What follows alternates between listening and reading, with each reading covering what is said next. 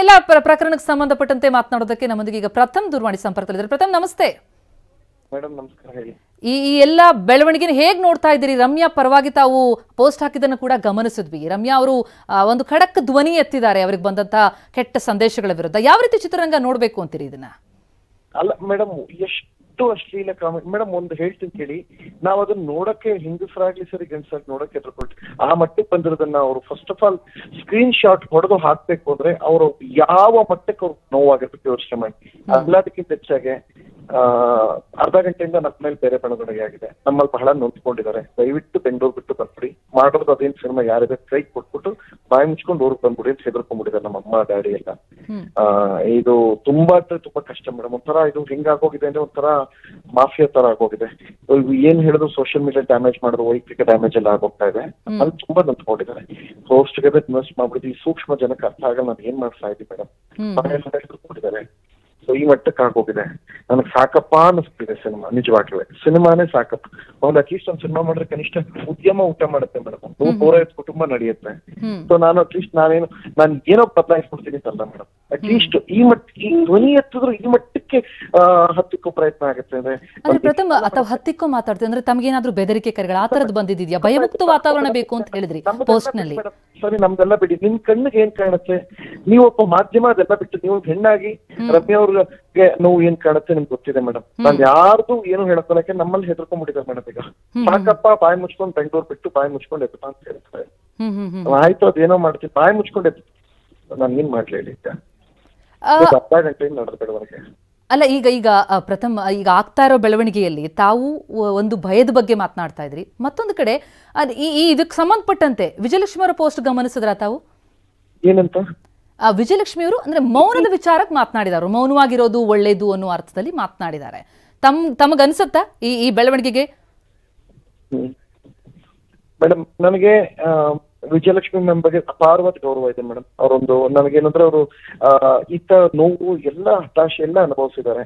ನಾನು ಅವ್ರ ಬಗ್ಗೆ ಏನು ಹೇಳಲ್ಲ. But at the same time Ramya ಅವ್ರನ್ನ ತೀರಾ ಯಾರೇ ತೇಜೋದೆ ಮಾಡ್ತಾರ ಅವ್ರಿಗೊಂಚೂರು ಶಿಕ್ಷೆ ಆಗ್ಬೇಕು. ಜೊತೆಗೆ ಈ ಮೇಡಮ್ ಬೆಳಗ್ಗೆ ಎದ್ದು ಊಟ ಮಾಡಿ ತಿಂಡಿ ಮಾಡಿ ಸಿನಿಮಾ ಶೂಟ್ ಮಾಡಿ ಮನೆಗೆ ಬಂದು ಫ್ಯಾನ್ಸ್ ಜೊತೆ ಅದಷ್ಟು ಜೀವನ ಮುಕ್ತ ಸಾಕು ಮೇಡಮ್. ಈ ಥ್ರೆಟ್ನಿಂಗ್ ಎಲ್ಲ ನಮ್ ಕನ್ನಡದಲ್ಲಿ ಬೇಡ ಅಂತ ನಮ್ದು ಮೇಡಮ್ ಅಷ್ಟೇ. ಆಗೋರ್ಗೆ ಒಂಚೂರು ಶಿಕ್ಷೆ ನೆಕ್ಸ್ಟ್ ಭಯ ಬರುತ್ತಲ್ಲ ಮೇಡಮ್. ಥ್ರೆಟನ್ ಯಾರು ಮಾಡ್ತಿದ್ದಾರೆ ಅನ್ಸುತ್ತೆ ನಿಜಕ್ಕೂ? ಅಭಿಮಾನಿಗಳಿಂದ ಥ್ರೆಟನ್ ಆಗ್ತಾ ಇರೋದಾ ಅಥವಾ ಈಗ ಫಿಲ್ಮ್ ಚೇಂಬರ್ ಅಧ್ಯಕ್ಷರು ಮಾತನಾಡ್ತಾ ಹೇಳ್ತಾ ಇದ್ರು ಅಂದ್ರೆ ಅಭಿಮಾನಿಗಳಿಂದಲೇ ಒಬ್ಬ ನಟ ಬಿಲ್ಡ್ ಆಗುವಂತದ್ದು, ಆದ್ರೆ ಎಲ್ಲೋ ಕಿಡಿಗೇಡಿಗಳು ಮಾಡುವಂತ ಕೃತ್ಯದಿಂದ ಈ ರೀತಿ ಆಗತ್ತೆ ಅಂತ ತಾವು ಒಪ್ತೀರಾ ಅಥವಾ ಏನಂತೀರಿ? ಗೊತ್ತಾ ಮೇಡಮ್, ನಾವು ಕಂಟ್ರೋಲ್ ಮೇಡಮ್ ಈಗ ನಮ್ಮಲ್ಲಿ ಈಗ ನಮ್ಮನೆಯವ್ರು ನನಗೆ ಕಂಟ್ರೋಲ್ ಮಾಡ್ತಾ ಇದ್ದಾರೆ, ನೋಡ್ತಾ ಇದ್ದೀರಿ ಈಗ. ಹಾಗೆ ಹಂಗೇನೆ ಯಾರಿರ್ತಾರೆ ಇದು ಸಂಬಂಧಪಟ್ಟವ್ರು ಒಂಚೂರು ಕಂಟ್ರೋಲ್ ಮಾಡ್ಬೇಕು ಮೇಡಮ್. ಈ ತರ ಆಗ್ಬಾರ್ದಪ್ಪ. ಆರಾಮ ಪಾಪ ಅವರು ಸ್ಟಾರ್ ನಟಿ, ಅವ್ರಿಗೆ ಎಷ್ಟು ಮುಜುಗರ. ಆ ಸ್ಕ್ರೀನ್ ಶಾಟ್ ಹೊಡೆದಾಕ ಆ ಪದಗಳು ನೋಡಕ್ಕಾಗತ್ತೆ ಮೇಡಮ್. ನೀವು ಇಂಡಿವಿಜುವಲಿ ಓದಕ್ಕಾಗತ್ತೆ ಮೇಡಮ್ ಅಂತದೆಲ್ಲ. ಎಷ್ಟು ನೋವಾಗಿರುತ್ತೆ ಅವ್ರಿಗೆ ಯೋಚನೆ ಮಾಡಿ. ಅವರು ಕೂಡ ಸ್ಟಾರ್ ಆಗಿದ್ದವ್ರಲ್ವಾ ರಮ್ಯಾ ಅವ್ರು, ಈಗಲೂ ಸ್ಟಾರೇ. ಹಂಗಿದ್ದಾಗ ಅವ್ರಿಗೂ ಪರ್ಸನಲ್ ಈ ತರ ಎಲ್ಲ ಮಾಡ್ರ ಅವ್ರ ಮನ್ಸಿಗೆ ನೋವಾಗಲ್ವಾ? ನಾನು ಒಂದ್ ಮಾತು ಹೇಳ್ತೀನಿ ಮೇಡಮ್, ವಿಜಯಲಕ್ಷ್ಮಿ ಮ್ಯಾಮ್ ಸೈಲೆನ್ಸ್ ನನಗೆ ನಂಗೆ ಅವ್ರ ಬಗ್ಗೆ ಅಪಾರವಾದ ಗೌರವ ಮೇಡಮ್. ಯಾಕೆ ಅಂತ ಹೇಳಿದ್ರೆ ಅವರು ಎಂತಹ ನೋವು ಎಲ್ಲವನ್ನೂ ಅನುಭವಿಸಿದ್ದಾರೆ. ಅಟ್ ದ ಸೇಮ್ ಟೈಮ್ ನಾನು ಅವ್ರ ಬಗ್ಗೆ ನಾನು ಒಂದೇ ಒಂದು ಪದನೂ ಮಾತಾಡಲ್ಲ. ಬಟ್ ನಮಗೂ ಹಿಂಸೆ ಆಗ್ಬಿಟ್ಟಿದೆ ಮೇಡಮ್ 1.25 ವರ್ಷದಿಂದ. ಸಾಕಪ್ಪ ಈ ಸಿನಿಮಾ ಅನ್ಸ್ಬಿಟ್ಟಿದೆ. ಮಾಡಿರೋದು 3 ಸಿನಿಮಾ ಮೇಡಮ್. ನೋ ಬುಕ್ ಏನಂತ ಒಂದು ಒಳ್ಳೆ ಸಿನಿಮಾ ಮಾಡಿದ್ರೆ ನಡೀತಾ ಇದೆ, ಅಲ್ಲಿ ಆ ಹಿಂಸೆ. ಆ ದೇವಸ್ಥಾನಕ್ಕೆ ಹೋದ್ರೆ ಅಲ್ಲಿ ನೋಡಿದ್ರೆ ಅದೇನೋ ಗಲಾಟೆ ಹಿಂಸೆ. ಇನ್ನೊಂದು ಸಿನಿಮಾ ಮುಗಿಣ ಯಾವ ಪೋಸ್ಟ್ ಸಿನಿಮಾ ರಿಲೇಟೆಡ್ ಹಾಕಿದ್ರೆ ಅದಕ್ಕೆ ಎಕ್ಸ್ಟ್ರೀಮ್ ನೆಗೆಟಿವಿಟಿ ಇವ್ರ ಪೇಜ್ ಅವರೆಲ್ಲ ಹಾಕ್ತಾ ಇದಾರೆ. ಇದು ಹಿಂಸೆ.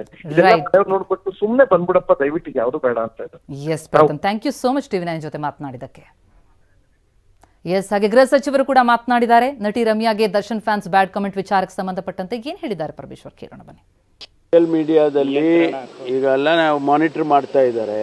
ಸೈಬರ್ ಇದರಲ್ಲಿ ನಮ್ಮಲ್ಲಿ ಪ್ರತಿ ದಿವಸನೂ ಮಾನಿಟರ್ ಮಾಡ್ತಾರೆ. ಯಾವುದು ಸೆನ್ಸಿಟಿವ್ ಆಗಿರ್ತಕ್ಕಂಥ ವಿಚಾರಗಳಿರುತ್ತೆ ಅವನ್ನೆಲ್ಲ ಕೂಡ ಐದರ್ ಬ್ಲಾಕ್ ಮಾಡ್ತಾರೆ, ಇಲ್ಲ ಅವರು ಕಂಪ್ಲೇಂಟ್ ಯಾರಾದರೂ ಕೊಟ್ಟರೆ ಅದನ್ನು ಕಂಪ್ಲೇಂಟ್ ತೊಗೊಂಡು ಅದ್ರ ಮೇಲೆ ಕ್ರಮ ತಗೊಳ್ತಾರೆ. ಇದನ್ನು ದಿನನಿತ್ಯನೂ ಕೂಡ 24/7 ಮಾಡೋದಕ್ಕೆ ಈ ನಮ್ಮ ಹತ್ರ ಎಲ್ಲ ಫೆಸಿಲಿಟೀಸ್ ಮಾಡ್ಕೊಂಡಿದ್ದಾರೆ. ಪ್ರತಿ ಡಿಸ್ಟ್ರಿಕ್ನಲ್ಲೂ ಮಾಡಿದ್ದಾರೆ, ಅವರು ಕಮಿಷನರೇಟಲ್ಲೂ ಕೂಡ ಮಾಡಿದ್ದಾರೆ. ಇಲ್ಲ ಅದನ್ನು ಈಗ ನೋಡಿ, ಕಂಪ್ಲೇಂಟು ಯಾರಾದರೂ ಕೊಡಬೇಕಲ್ಲ. ಸುವಮೋಟೋ ನಮ್ಮಲ್ಲಿ ಕೆಲವು ಸುವಮೋಟೋನು ತೊಗೊಳ್ತಾರೆ. ಈಗ ಕಮ್ಯುನಲ್ ಆ್ಯಂಗಲ್ನಲ್ಲಿದ್ದರೆ ಅಥವಾ ಪರ್ಸನಲೈಸ್ಡ್ ಆ್ಯಂಗಲಲ್ಲಿದ್ದರೆ ಅವನ್ನೆಲ್ಲ ಸುವಮೋಟೋ ತೊಗೊಳ್ತಾರೆ. ಅದನ್ನು ಕೂಡ ಮಾನಿಟ್ರ್ ಮಾಡಿ ಅಂಥದ್ದೇನಾದರೂ ಇದ್ದರೆ ಅದನ್ನು ಮಾಡೋದಕ್ಕೆ ಪೊಲೀಸ್ನವರು ತಗೊಳ್ತಾರೆ.